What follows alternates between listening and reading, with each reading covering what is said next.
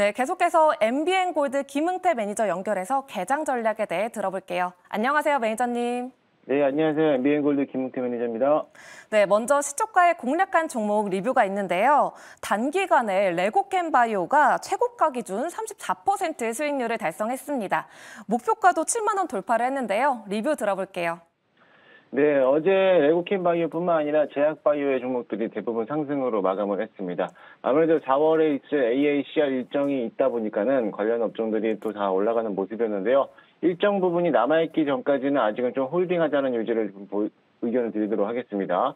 아직까지 5개 파이프라인을 공개할 예정인 만큼 시장에서는 긍정적으로 좀 평가될 수가 있습니다. 따라서 목표가는 돌파했지만 익절가 라인을 72,000원을 잡고요. 2차 목표가 85,000원까지 보고 지켜보도록 하겠습니다.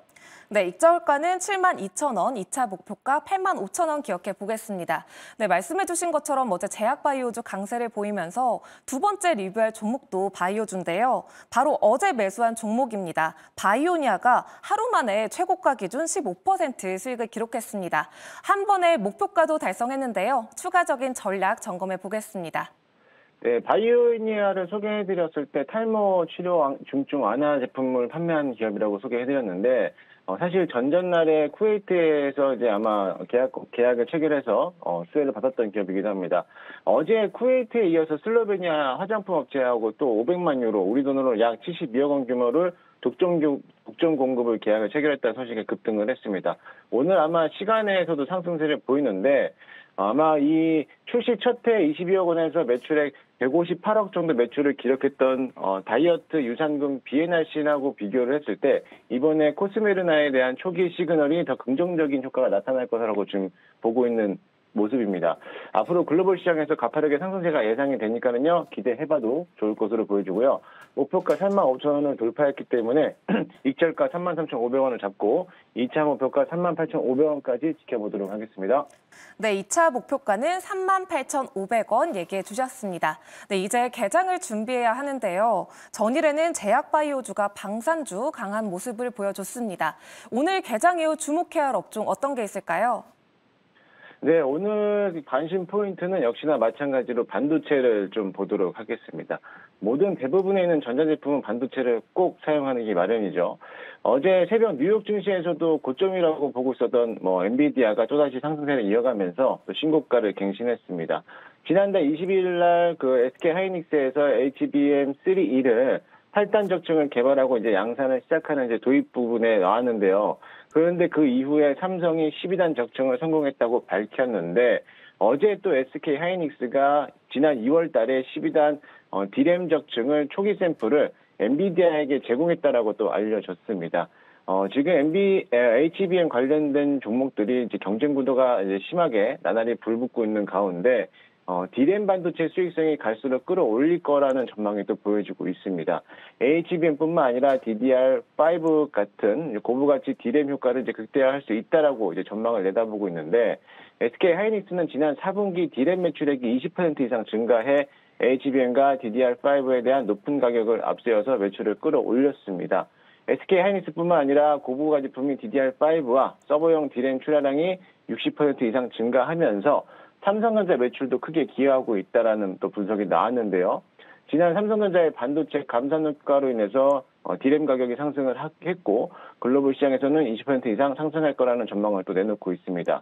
또한 올해 메모리 부분 세계 1위 시장 점유율을 가지고 있는 삼성전자도 메모리 사업에서 흑자 전환에 성공했다고 또 밝혔는데요.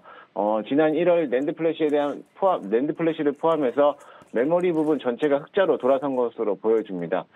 지난 4분기 D램 사업에서 흑자를 내면서 1년 가까이 끌어왔던 적자구리를 끊어냈는데 낸드 실적까지 호전되면서 메모리 전체적으로 실적이 좋아지고 있는 모습입니다.